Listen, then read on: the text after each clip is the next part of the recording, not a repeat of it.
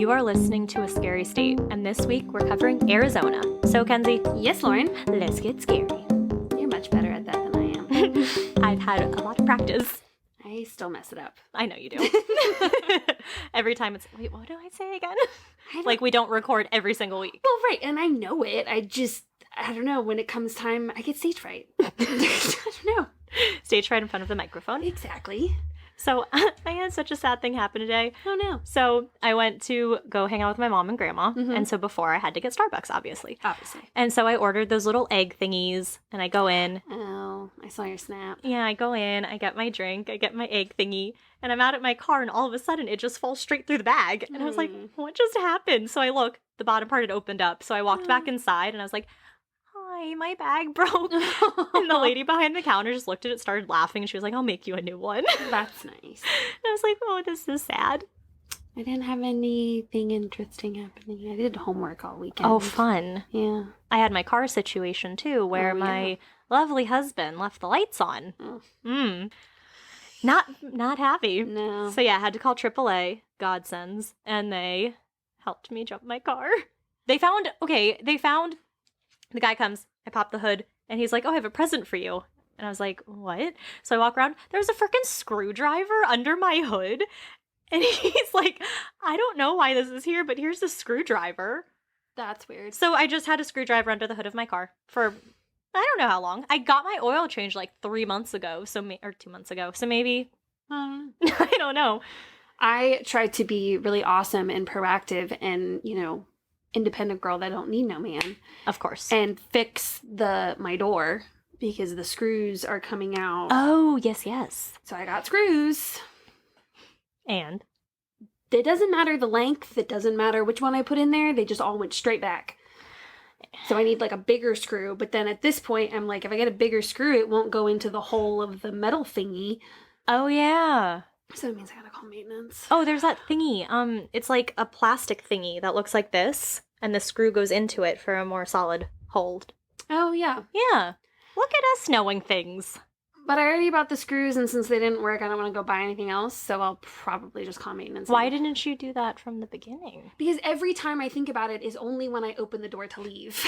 You do that so often in one day. No, I don't. Oh. I like you.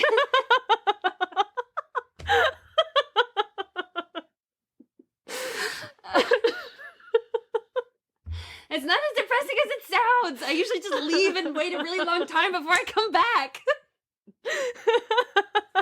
Although yesterday I had 0 human interaction, and at like 6:30 I called my mom and I was like, how would you like it to be my procrastination for the next 30 minutes? I bet your mom had absolutely no problem with that. No, not at all. I talked the entire 30 minutes. I believe that as well. And she was like, wow, are you okay? And I was like, I haven't talked to anybody all day. I just really have a lot to say. I haven't I haven't seen a person. I haven't been outside my apartment. I went from my bed to my couch. I haven't done anything. Yeah. And I feel like I'm closed off from the world. Yeah. You can do homework here. I barely am getting it done at my house. Oh, yes. So having me here would not help that at all. Oh my gosh. I was so annoyed. I had to do this like honor code thing. And so I read through all the stuff at the beginning. It's like, all right, pass, fail, quiz, 10 questions. Can you do that? Did you fail? 4 times! Oh. What were the questions that you I don't know. I was overthinking the ones that was like, check all that apply. Of course you were overthinking it. And so I went through the first time and got a couple wrong. I was like, ugh, okay. But when you go to press retry, it doesn't just let you retry. No. You have to close out, open it back up again, go through everything to get to the quiz at the very end. Oh, jeez. So I go through everything, get to the quiz at the end, fuck up another question. So I was like, fuck. So then the third time through, I was like, all right, let me just like kind of reread some things just to make sure I know. And the third time around, I get to like question 5. And I like was so confident in myself too. Were they the same questions? Sometimes. Oh. But there's always a couple that were different. I see. And those were the ones I kept getting wrong. Those were the ones that they changed on me. Darn it. And I got to this one question and I was so sure of it and I check them all and then it's like, that's incorrect. I was like, Gah! So then the 4th time I go through it and I was like, I swear to God. And so I was like so nervous, and I finally got through it the fourth time. I was like, thank the Lord. But you can see on Blackboard how many times I attempted it. I was like, that's so embarrassing. My professor probably thinks I'm a dumbass. Yeah, be like, she does not have any honor with this job. Anywho'ser. On a happier note, want to tell us about Arizona? I would love to. Wait, one sec. Let me tell Joe to make sure he turns the damn lights off. Oh, for your car. Yeah. All right. Anyway. Just had to throw that out there because if Joe doesn't turn the damn lights off. But once you leave, I'm making him, because here's the annoying thing too. Because you were here last time and he parked on the street. And I said, can you move it before we go to bed so that I have it in the front? Yeah. He did not move it before bed. If he had moved it, we would have seen damn lights on. Joseph. And I was like, there's a beep when the lights are still on. He goes, I didn't hear the beep. And I said, there would have been a beep. I have a setting on my car that makes them automatic, so they'll just come on when it's dark, but when I turn my car off, they turn off. So I never have to worry about it. My Corolla was like that, but this one's not. Yeah. Anyway, Arizona. The first McDonald's drive-thru opened in Sierra Vista. This was because at the time, soldiers from Fort Huachuca. I think that's it. Bless you. Were not allowed out of their vehicles while wearing their fatigues. Interesting. The owner of this McDonald's was near the base and wanted to help out, so he pushed out one wall and added a sliding glass window. Ah, that's kind of cool. Yeah. The Navajo Indian clan, the one responsible for the Navajo Code during World War II, is from Arizona. Their state reptile is the ridge-nosed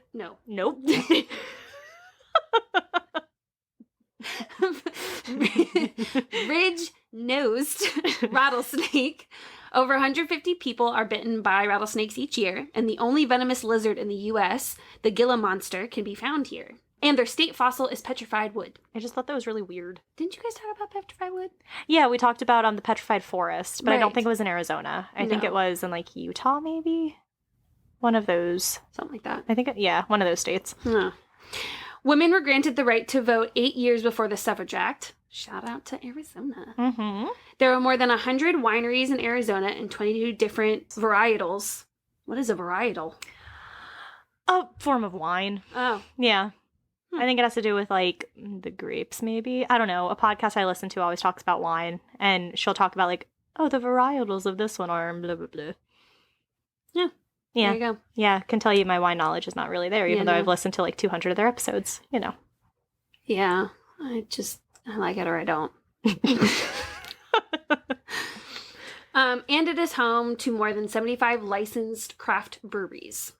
The original London Bridge was shipped stone by stone and used to construct the bridge in Lake Havasu City. Tell my confidence in my reading abilities. Oh, yeah. One of the 7 natural wonders is here, the Grand Canyon. What are the other 6? There's the Taj Mahal. Great Wall. The Sphinx. Pyramids. Then 2 others. Yeah, you look that up. I'll keep going over these. We were wrong. What? What are the 7 wonders of the world?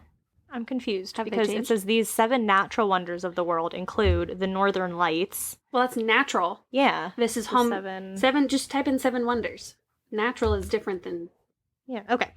The Great Pyramid of Giza, Hanging Gardens of Babylon. These seem wrong. Okay, maybe it's one of the 7 natural wonders. Yeah, one of the 7 natural wonders. Then there are 7 other wonders. Got it. Yeah, because the Sphinx and the pyramids wouldn't be natural wonders. I don't know. Because these are the Great Pyramids of Giza, the Hanging Gardens of Babylon, Colossus of Rhodes, Lighthouse of Alexandria, the Temple Artemis, Statue of something at Olympia, and Mausoleum at Halicarnassus. Not the Great Wall? Nope. Huh. I'm confused. Okay, then there are other 7 wonders, which are the Taj Mahal, the Colosseum. The Roman Colosseum? So yes, I think the Roman Colosseum. The Chichen Itza. Huh? I don't know. Machu Sounds Picchu, like Christ the Redeemer, Petra, and the Great Wall of China. So there are a lot of 7 different wonders of the world. Interesting. Yes. We're just going to keep talking about geography. We're not actually going to talk about true crime in this podcast. Right. The Grand Canyon even predates dinosaurs.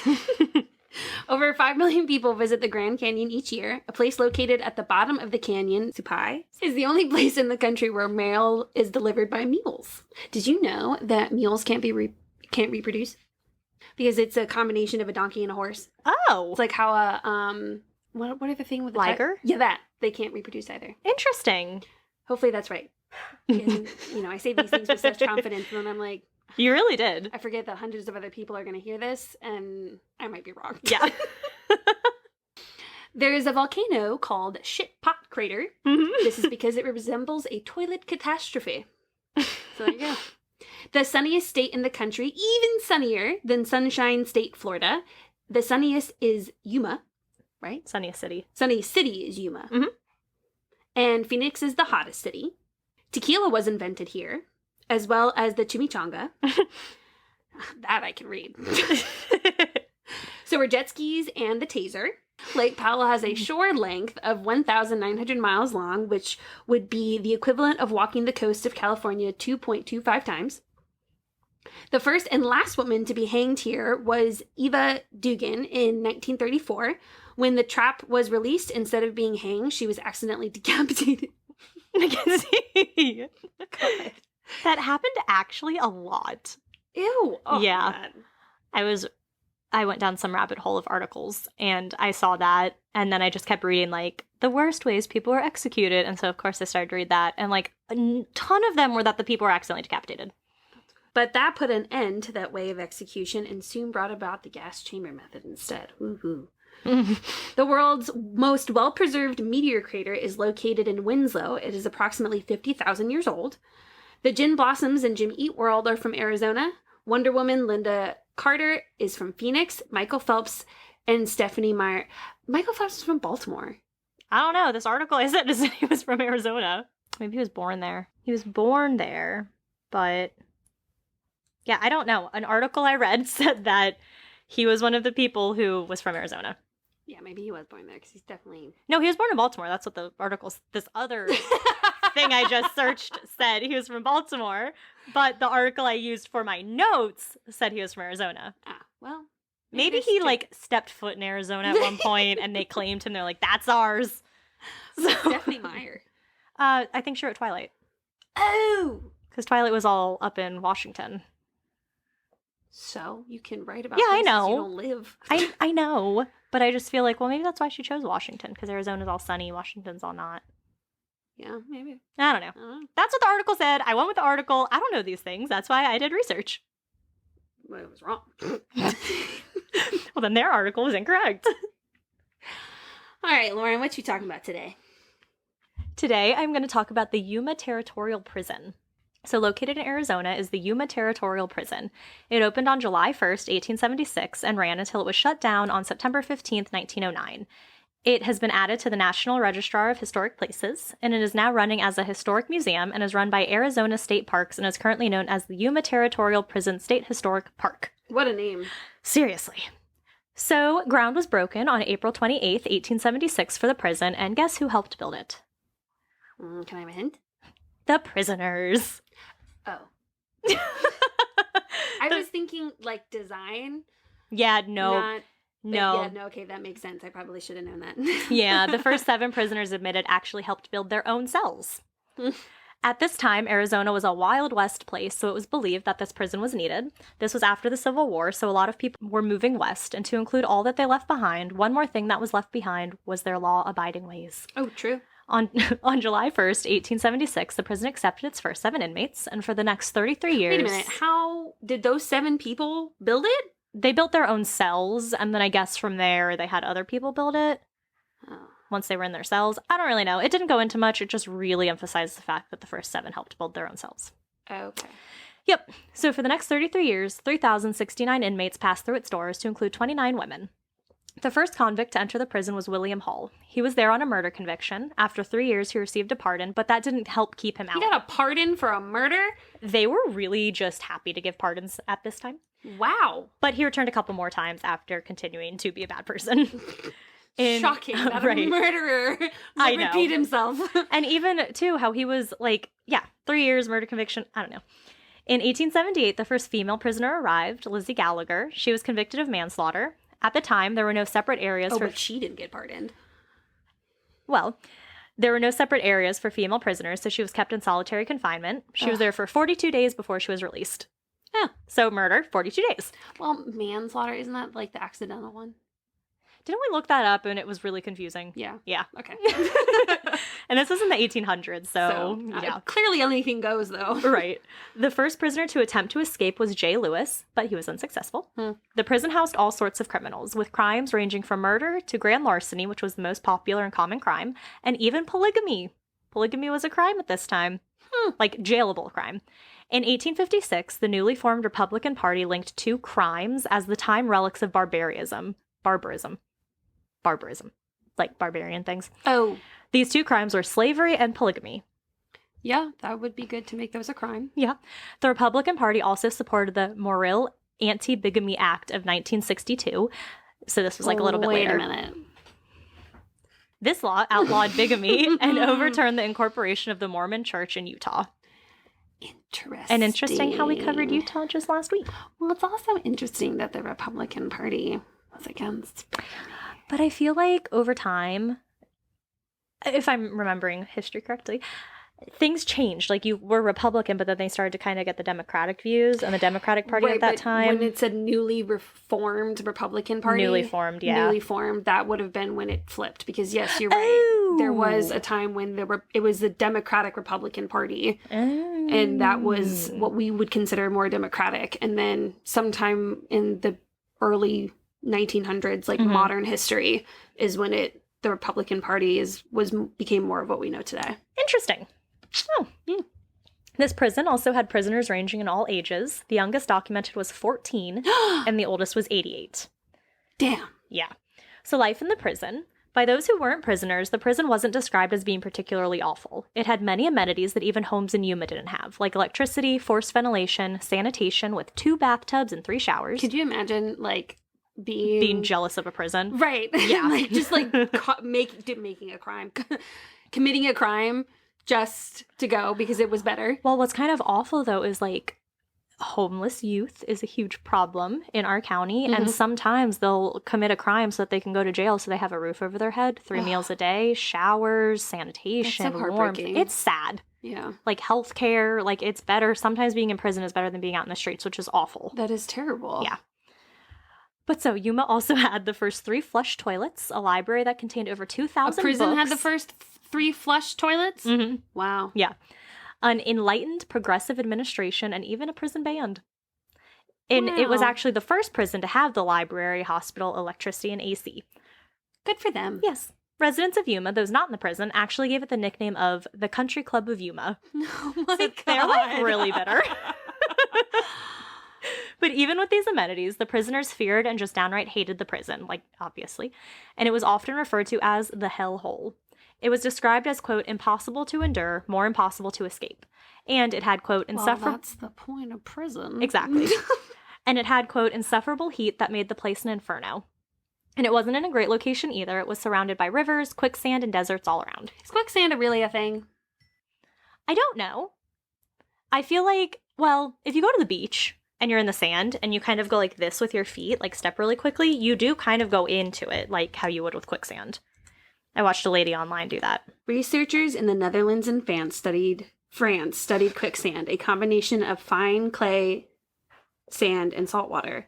At rest, quicksand thickens with time, but it remains very sensitive to small variations in stress. It's like quick stepping in it. Yeah. Higher stresses, quicksand liquefies very quickly, and the higher the stress, the more fluid it becomes. And that's from National Geographic. So it's probably legit. Yeah, I feel like quicksand's like a thing. But I feel like there's not going to be quicksand but in Arizona. It's too dry. There are waters, like there are rivers and stuff near Arizona. Oh, true. Yeah. But I also feel like all our lives, they make it seem like quicksand is going to be like this really awful thing we're going to encounter multiple times in our life. You know, people say that, but I only thought of quicksand of happening in like fairy tales. Oh. I never considered it something to be worried about. Yeah, I was never worried about it. It just made it sound like quicksand was like this thing that we would probably one day encounter. Because they tell you to like lie on your back to float. I've never heard any sort of strategy to get out of quicksand. Interesting. The thing that blew my mind was how your parents made it seem like they were going to crash the car if there was a light on and it was at night. Right. Like that was I thought that dramatic. was illegal. Yeah, so yeah. did I. So did I. But I can get it because it is annoying if you're driving and I someone mean, has it's a light definitely on. not as easy, but like, So that's probably why they said it. yeah, but to make us think we're gonna die. I know. And that's not just my parents in general. We're talking about like all parents. Right. Yeah. So this prison was also an open air prison, which means that if they weren't in a place that had the AC, the prisoners would be exposed to the heat of the desert. Oof. The temperatures in these areas could reach 118 degrees Fahrenheit or 47 degrees Celsius. That's like one of those moments where you just don't move. Yeah. Just stay perfectly still. Yeah. There would also be snakes, spiders, scorpions, and any other kind of desert wildlife walking around the halls of the prison. Oh. Outlaws from all over the West actually feared coming to Yuma. Those who tried to escape but were unsuccessful would be given the typical and stereotypical ball and chain as a punishment. Over the course of the time the prison was open, there were 138 attempted escapes, only 42 of them being successful.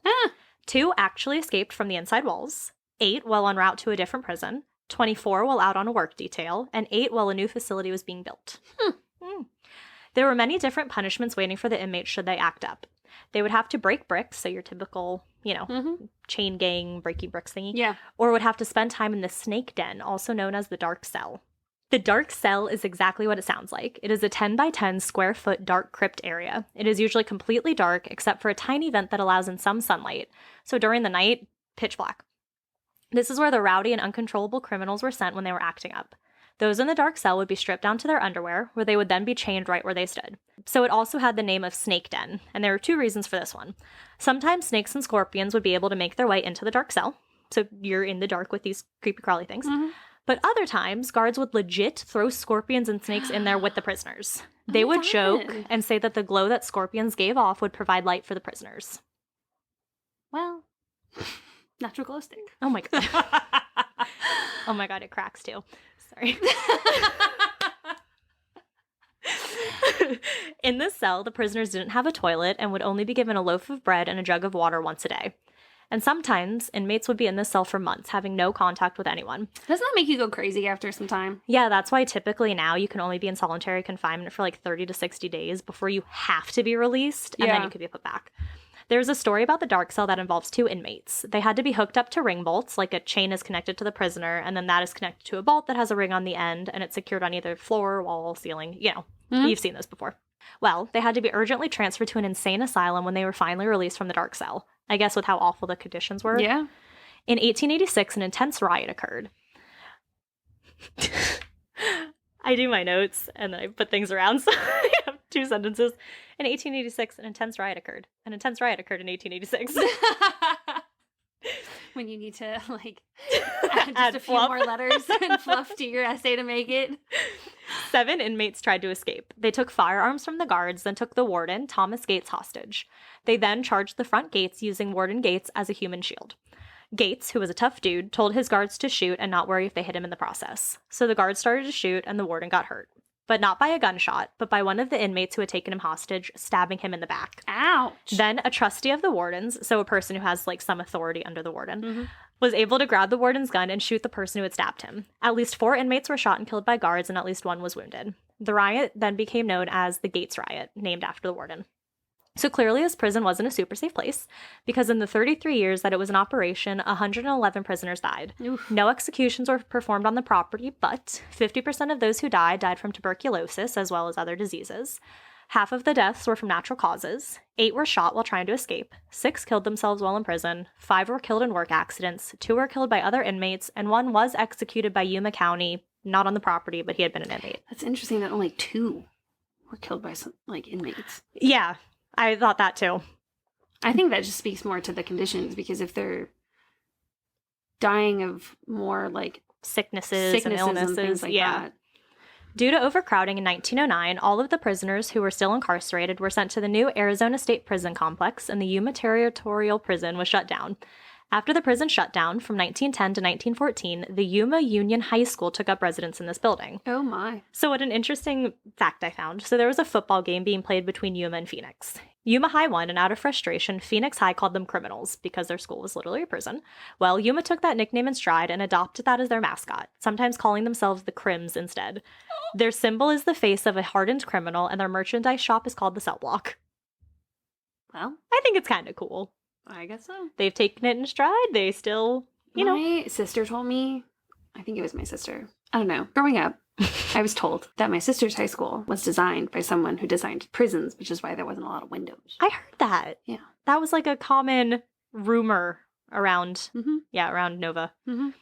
After the high school, from 1914 to 1923, the county hospital used the building. In 1924, 1/3 of the prison was demolished to make room for new tracks for the Southern Pacific Railroad. The veterans of foreign wars used the guards' quarters in 1931. The word this article used, they used the word hobos. They would ride in the train in the 20s and 30s and would sleep in the cells. And during the Great Depression, homeless families would live in the cells as well. In 1961, Yuma Territorial became a state park and is now only the 3rd state park in Arizona and is a very popular attraction to this day. So some notable inmates. Richard Flores Magan. He was an anarchist and revolutionary who violated neutrality laws after he planned to overtake a mine. He was sentenced to 18 months. Maria Moreno, oh, that's an interesting name, was only 16 when she showed up as an inmate. She was in there for murdering her 15-year-old boyfriend. Yeah. Her boyfriend had chastised her style of dancing when they were at a party, considering it to be suggestive. So she literally picked up a shotgun and shot him. You know what? Good for her. Yeah. Men's sec. Yes. One of the Gross. One of the most famous inmates was Pearl Hart, the Bandit Queen. She was sentenced after robbing a stagecoach. On May 29th, 1899, her and her husband held up a stagecoach and made off with some $400, which today would be about $13,470. Damn. They didn't get too far, though, as they didn't have an escape plan. Her husband quickly surrendered, but Pearl fought. Is that like Bonnie and Clyde? Or were Bonnie and Clyde real people? No, Bonnie and Clyde were real people. Okay, just kidding. Their whole thing was, I think, in Alabama. Something like that.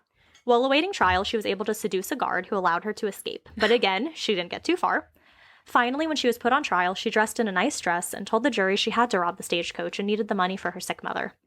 She lifted her skirt and showed off a well-shaped ankle, then flirted with the men of the jury. A well-shaped ankle. That's what the article my said. God. She then flirted with the men of the jury, and she was found not guilty. Good for her. Using what she has. But the judge was not very happy about the jury's decision. I'm sure. And he decided to try her again for a gun she had also stolen. This is when she was finally found guilty. Pearl's husband, Joe, was sentenced to 20 years. Pearl only received 5. And her husband's the one who, surrendered immediately. Oh my God, that's so funny. But due to her charm and the fact that she was one of the only 29 females, she only served 2 years of her sentence. Of course. She committed one of the last known train robberies in the Old West. Then there was Buckskin Frank Leslie. He murdered his girlfriend and is the only other person who, quote, could compare to Doc Holliday's blinding speed and accuracy with a 6-gun. And then there was Elena Estrade. She was sentenced to 7 years for allegedly ripping her unfaithful husband's heart out and throwing it in his face. Hell yeah. I wonder how long you would live after your heart is ripped out. Would you live long enough to know that your heart was then being thrown at you? Well, taken from the fact that I don't think she actually has the strength to jam her fist. Well, we don't know how she did it. Well, I'm assuming that if she had to, cut it out, he was long dead by the time she threw it back at him. Well, I like to think he was still alive and knew he was being hit in his face with his heart. That would be nice. Yes. And we can say that just for our own benefit. Sounds good. Okay. And of course, there are the hauntings of the Yuma prison. Of course. The historical park has a reputation of, get this, being one of the most haunted places in the United States. No way! USA Today readers have actually voted it as, quote, the best haunted destination in the nation. When it was announced as a winner, the article said that it, quote, had been a hub of paranormal activity. Reports include spirits of inmates on death row, a woman wandering the banks of the nearby Colorado River looking for her drowned daughter, and a small child in a red dress who pinches passerbys. Legend about the little girl goes that she, wearing a red dress, had dropped her doll in the Colorado River and was trying to get it out when she fell in and drowned. She now haunts the historical park. It is said that if you are visiting and she doesn't like you, or if you're wearing red, she will pinch or poke you with her cold fingers. Visitors have reported that upon entering the prison, they feel a sense of dread and unease wash over them. I mean, it's a prison. Well, yes. But more than you would normal, typical prison things. I know. Some have reported hearing the faint murmuring of inmates' voices, rattling chains, and music echoing through the halls. Some visitors have even reported hearing an angry voice telling them to get out. A female spirit is said to sing in the visitors' area in the morning. And then employees who work in the office and museums have often seen things being moved from their original spots. Lights will turn on and off, and once, coins that were in the register in the gift shop flew into the air, then landed right back in the drawer. Things have been known to fall off the shelves in the gift shop, and Johnny, he's a ghost who lives there, likes to rearrange coins in the cash drawer, but he doesn't mess around with the bills. The two most haunted spots there are said to be Cell 14 and the dark cell that I talked about. So we'll start with Cell 14. What was that? There's a fly. Oh, yeah. It's this damn fly. Joe and I can't kill it. And we were in the kitchen last night, and he got, like, a wooden spoon, and he's, like, walking around trying to hit the fly. I don't know how it got in. No, I do. I leave the door open when I go out onto the balcony because Roy likes to walk in and out. And if you close the door, he gets mad that you closed it. It's a whole thing. But so I think it got in that way. But that was like a week and a half ago. I didn't think flies live that long. Do you remember my Nat Albert in college? Yes, I do. I do. So maybe it's Albert. So you had a gnat named Albert and a ghost named Albert. Sometimes there are names that just sit in my head. And Albert's one of them. Name something. That's one of the names that comes forward. I couldn't tell you why. Interesting. It's like that and Fred. Yeah, Fred and Frank seem to be two names that just always pop to people's heads for some reason. All right, so cell 14, it belonged to John Ryan. He was imprisoned for, quote, crimes against nature. He wasn't a well-liked inmate. None of the guards liked him, and neither did any of the other prisoners. What does crimes against nature mean? I don't know, but that's just what everything said was crimes against nature, and never really went into it. So he had completed suicide while in the cell. Guides at the park have reported feeling a cold chill, cold spots, and shivers when they pass cell 14. Is generally an umbrella term encompassing sexual offenses that are unnatural or contrary to the order of nature. Oh. He fucked an animal. Include masturbation, sodomy, and bestiality. Hopefully it was nothing. That's why they didn't mention what it was. They just kept saying it could be. It really could be. That's what it is. Well, so that's what he did. That's probably why nobody liked him. It's yeah. weird. Yeah. I mean, good reason not to like someone. Yeah. Others report feeling the air getting noticeably colder when entering that cell. John Ryan's apparition is seen as a light white glow with shiny eyes. The next super haunted place is the dark cell or the snake den. People have reported hearing blood-curdling screams and pleas for help near the cell, and it is believed that it is those inmates who had spent time in the cell. Ghost Adventures, so Zach Bagans came here. As they were walking around, they heard what sounded like a little girl scream. They believed it was the girl in red who was said to inhabit that cell as well. Visitors who have entered the dark cell say that they immediately get a sense that they are not welcome and are not alone. They get the feeling that they are being watched the entire time they're in there. One reporter decided to stay in the dark cell for 2 days, so 48 hours, to see if it was really as awful as people have said it is. She got all chained up to the wall, got her jug of water and her loaf of bread. She lasted only 37 hours. When she was finally out, she said that she didn't feel like she was the only one in there. She didn't feel like she was alone. So Shane and Ryan from BuzzFeed Unsolved Supernatural went here, so I, of course, had to watch the episode. Have you ever seen BuzzFeed Unsolved? I've seen it on Hulu, but I haven't watched it. They are so funny. Yeah. And I think you would actually really like them. So at one point, they went to the area where the Gates Riots occurred, and Ryan heard footsteps a few times. So real quick, Ryan he's like the Bugara, so he's the one who, like, believes in all the scary stuff, and he's the one who, like, if there's a ghost, he thinks there's a ghost. And then there's Shane, so he's called the skeptic, because he'll hear footsteps, and he, like, doesn't believe it. He's the one who you've seen the memes where he's like, hi, demons, it's me, ya boy, like that meme. So he's the one who really is super skeptical, so they're very fun. Random side note, but you said the name Shane, and so it made me think of it.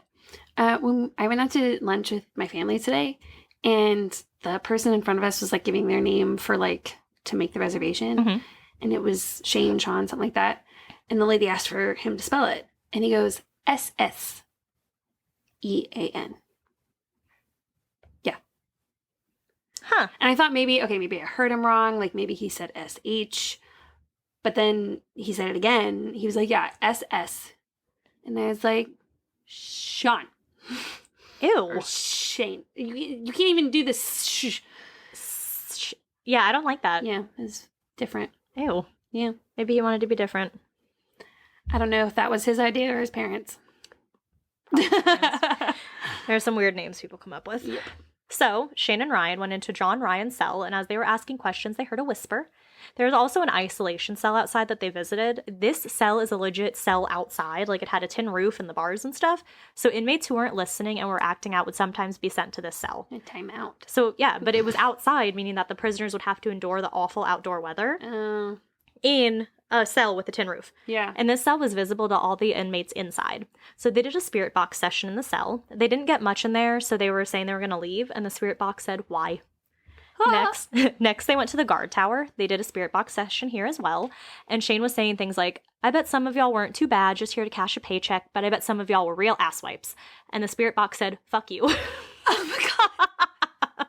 Wait, what's a spirit box? So it is this thing, you turn it on and it makes a really loud noise and it goes like shh, shh, shh, shh, shh, and it goes through all the different like radio waves. Mm-hmm. And if there's a spirit trying to communicate, it'll take up multiple radio waves and kind of like mess with them and be able to kind of like use words and talk to you through the waves. Yeah. So it's very loud and it's very annoying, but it's cool when things happen. Yeah. So he got a few unintelligible responses, but still a response in good time. So, like, he would ask a question, and then the spirit box would make, like, a noise. Yeah. And so, it was kind of cool. And last but not least, of course, they visited the dark cell. So there were a lot of bats in the cell when they went in. Like, 30, 40 bats in there. Shane said he was more afraid of the bats than he would have been of any potential ghosts. At one point, he said he'll do this thing where when he's scared, he locates the part of his brain that is terrified and just sort of shuts it off. I would love to have that capability. Right. I was like, that sounds like an amazing skill to have. Right. And even Shane said that the cell was really an uninviting place, and it was really a place you didn't want to go into. Then Ryan went into the cell, and this was so you, Mackenzie. So he was really, really afraid of the bats. Like, hated the bats in there. And they spend a certain amount of time in certain places by themselves to see if they can pick up anything. And so once his time was up, he took like a really long time to stand up because he was so afraid. And then so he finally decides to get up. So the whole time he's running out, he's going, oh my God, oh my God, oh my God, oh my God. And he's like running out the whole time. And I was like, that is Mackenzie. Yep. So overall, Shane and Ryan said it was indeed a very creepy place. The park is open daily from 8 a.m. until 5 p.m. But from June 1st to July 30th, hours are modified to 8 a.m. till 4 p.m. Well, like it's hot as shit. Yeah, it's open Thursday through Monday and closed Tuesdays and Wednesdays. And admission is only $8 for everyone 14 and up, $4 for ages 7 to 13, and no charge for children under 6 years of age. Cool. If you ever have the desire to go visit Yuma Territorial Prison. I'd go during the day. Yeah, I think I would go. I would do stuff like that in the daytime. And I think I saw it, like they have a whole Facebook with events and stuff. And Yeah. I think they probably definitely like, market stuff during October and spooky season and Halloween. So yeah. All right. What are you telling us about, Mackenzie? Bucket of Blood Saloon. Oh. And Street. And street. And Street. So today I bring you the bloody history of the Bucket of Blood Saloon on Bucket of Blood Street in Hallbrook, Arizona. Okay. This town and saloon is the epitome of Wild West. So there are two possible origin stories of why the saloon changed its name from Terrell's Cottage Saloon to the Bucket of Blood. Cottage saloon makes it sound so like quaint and happy. Wholesome, right? Yeah. Not wholesome. So you can decide which one you think is the truth. So a little bit of history. Okay.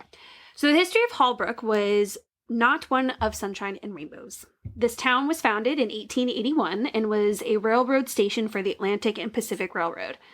It was named after Henry Randolph Holbrook, who was the head engineer of the region. The railway was used as a shipping and distribution center for cattle and sheep ranchers in the area. By 1884, the town grew to over 200 people. It became the epitome of the Wild West. It was described as a, quote, town too tough for women in churches. Oh. Mhm. Oh. Okay. The town consisted of a jewelry shop, drugstore, gunsmith, blacksmith, 2 general markets, 2 hotels, and 3 saloons. In 1885, the Aztec Land and Cattle Company bought 1 million acres of land and brought in 40,000 head of cattle from Texas. They were also known as the hash knife outfit because their brand looked like the kind of knife that you would use to cut hash. And if you are like me and you don't know what that is, Oh, yes. according to Wikipedia, hash is a culinary dish consisting of chopped meat, potatoes, and fried onions. The name is derived from French, hatcher, meaning to chop.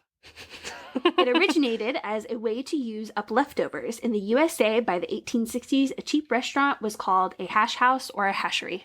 That actually sounds really good. There's a place in upstate New York that has what's called a garbage plate, and it's just a pile of stuff. I mean, I'm not going to lie. That sounds really good. Some of it. Some of it. There's Oh, yeah. like hot dogs thrown in there or something. Ew. Yeah. That doesn't sound great. Yeah. Were you the kind of person who would eat hot dogs in your mac and cheese? Lauren? I know how you eat hot dogs. This doesn't have the bun with it, and I know you like mac and cheese. So why the fuck would I eat? Why would I taint? I don't know. People do it. Why would I taint the deliciousness of mac and cheese by putting a hot dog in it? I don't know. That's what I was wondering if you ever did it. Clearly, you did not. Joe does. That's like a thing that they've had before. It was like, okay, but it's not something. I would rather have like a hot dog and mac and cheese, not together. Yeah, I'm not, like, I'll eat a hot dog, but it's not my first choice of meats. Rather burger. Oh, yeah. I had a traumatic experience as a child, so I know. I'm not a fan of them. Yeah. So, do you still eat them that weird way? yes, and even though I'm an adult and know that I didn't throw up because I ate a hot dog in a bun, and it's probably a bad hot dog, but for like the first 18 years of my life, I like didn't think I could have it. I would have a hamburger on a bun. But for the hot dog, it's just eat the hot dog? The hot dog, and then I'd eat the bun. If I had a corn dog, I would eat the stuff around it, and then eat the hot dog. Ew. And then it got to a point where I was like, I mean, I'm sure I could, but now I don't even think I really like it. That's how I am with chocolate ice cream. I ate Rocky Road, and I got sick when I was younger, and now I can't eat chocolate ice cream. I can't eat anything that has like peanuts in ice cream. I can't do any of that. Chocolate ice cream is the only kind of chocolate I don't like. Same. Yeah. Same. I don't like chocolate ice cream, but like any other chocolate you give me, Oh, I love chocolate. I will be so happy. Hash rate, right. Food, yep. Okay. The cattle company made Hallbrook a major cattle shipping center for 15 years. With cattle comes cowboys. Not only was cattle rustling a major crime in the area, although no one was ever convicted, but the cowboys would ride through town, always causing a ruckus. Of course, those dang cowboys. Those dang cowboys. According to a local businessman and newspaper editor, Lloyd C. Hemming, the cowboys, quote, would race their horses through the town, brandishing their 6 shooters and shouting, "Hide out, kids, the cowboys are in town." They would shoot out lights and dances and otherwise justify the wild Western traditions. Several hash knife men were known to be killers. Hallbrook has now become a tough little cow town. The small town of just about 200 people became the most lawless in the country. Brawls and shootouts were a common occurrence. The cowboys would ride into town several times a week, shooting out windows and bystanders not fast enough to get out of their way. Oh, God. Mm-hmm. Even the sheriff in town was as tough as nails. Not surprising considering who he was in charge of keeping in line. Yep. Perry Owens had run away from home when he was from his home in Indiana when he was 13 years old. He made his way west by working as a farmhand. In 1881, he came to Arizona and was hired as a foreman for a ranch in Apache County and to guard cavalry horses from the Navajo. According to reports, Owen killed so many Navajo that they referred to him as the Iron Man. They also believed that he had supernatural powers and that he was the devil. He supposedly was never wounded. He may have killed upwards of 50 Native Americans. Oh, jeez. When the news of his skills and the lawlessness in town skyrocketed, the county voted to make him the first sheriff of the town. The local newspaper described him as, quote, quiet, unassuming man, strictly honorable and upright in his dealing with all men. He is immensely popular and enjoys the respect of all who know him. Okay. There you go. Okay. There was like a whole other thing about him, but it's, boring. So I didn't include it.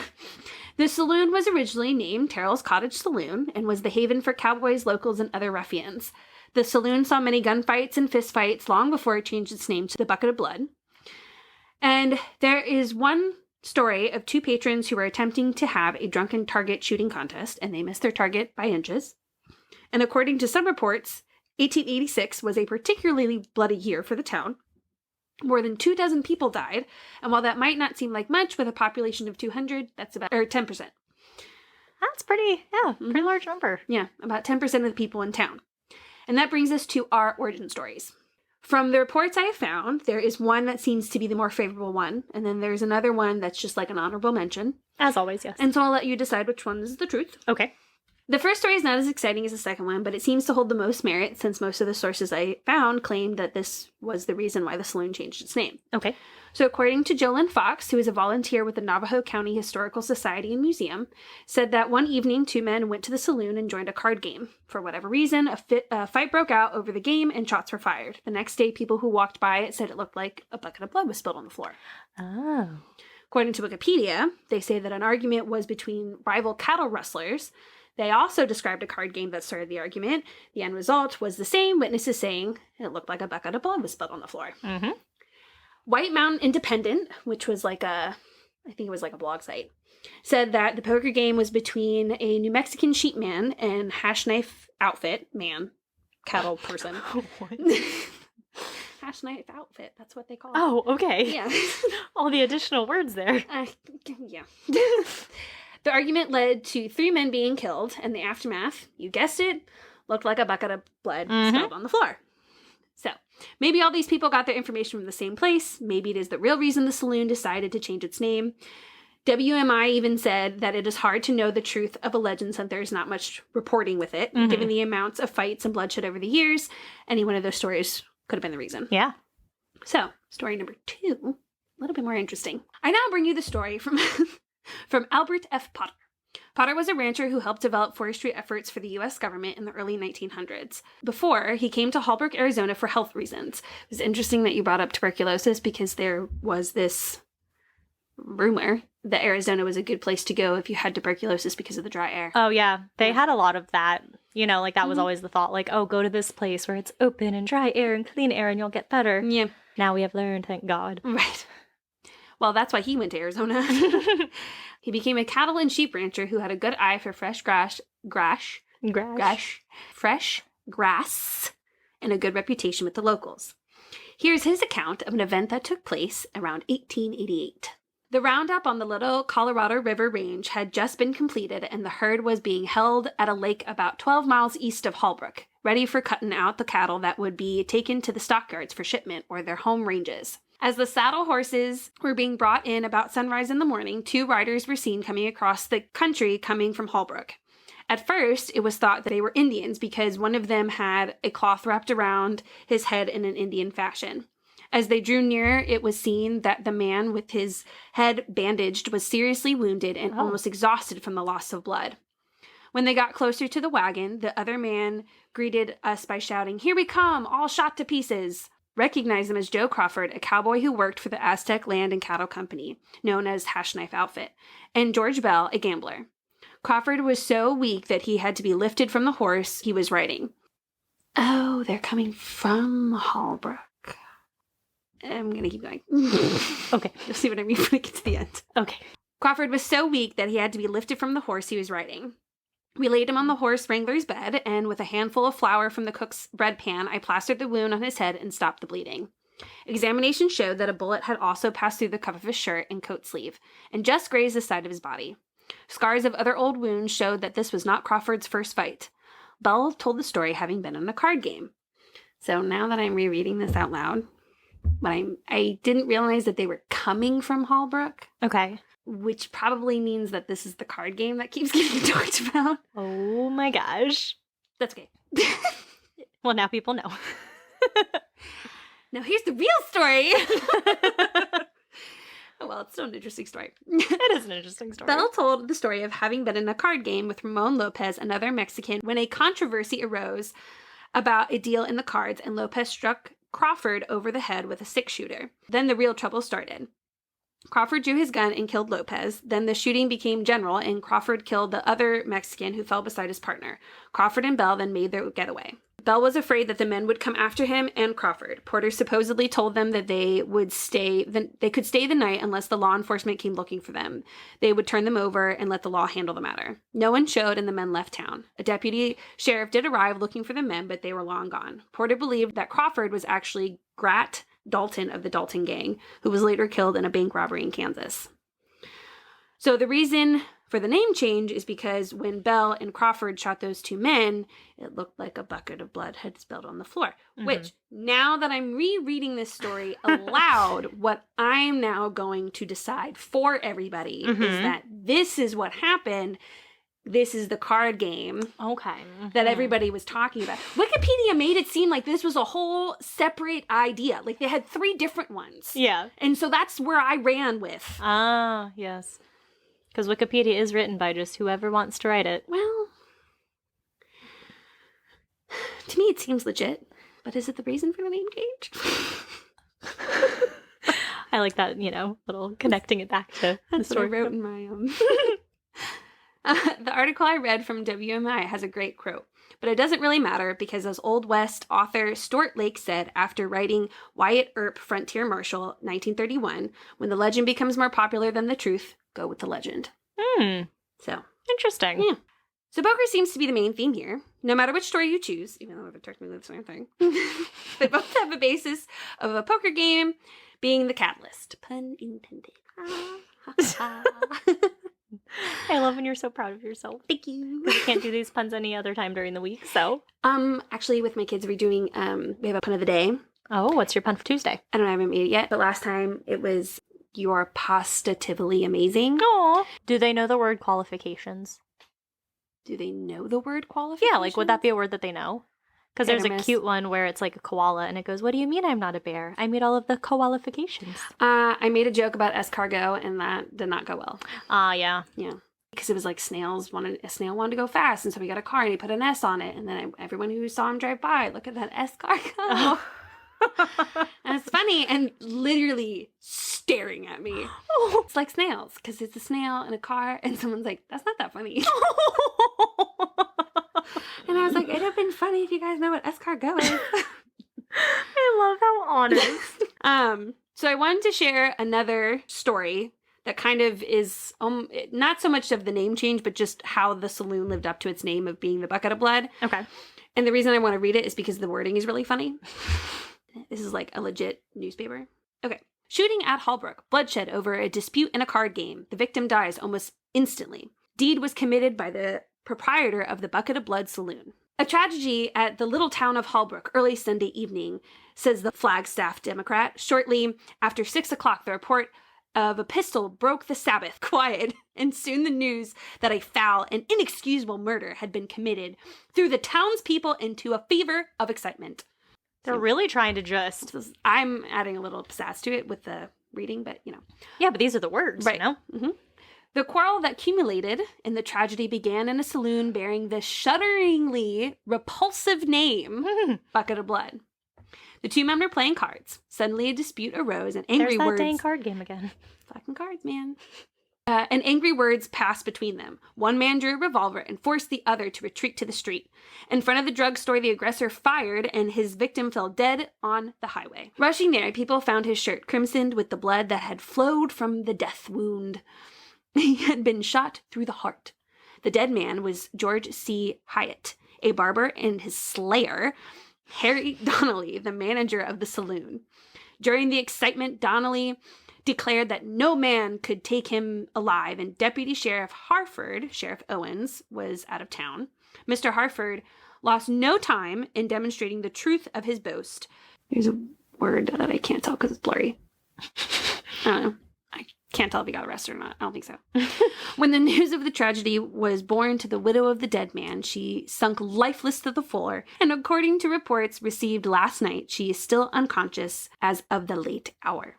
Hyatt came to Hallbrook about 3 months ago, presumably from Colorado. T.S. Bunch, a former resident of Hallbrook, says he always regarded Donnelly as a harmless sort of fellow. The murder will probably have a preliminary hearing at the Winslow today. The Bucket of Blood Saloon is the property of F.J. Warrington, but Donnelly ran the place. It is indeed a bloody record. It is said that no less than 9 men have been killed there. Wow. I just thought it was great. The shudderingly repulsive name. I mean, it's not a great name. No. It's not great. It's not. So the saloon eventually closed down. As the cattle ranchers and cowboys left town, so did the patrons. A preacher and his wife moved into town and built a church, and that really drove people away. Eventually, Central Avenue was changed to Bucket of Blood Street. Ew. Hallbrook is now known as a tourist stop on Route 66. Now the town has a more positive reputation than its beginning origins. And that is the Bucket of Blood Saloon on Bucket of Blood Street. I'd go visit. I bet it has some hauntings there. Not one of the main things that was talked about. Interesting. So that's why I'd be willing to go.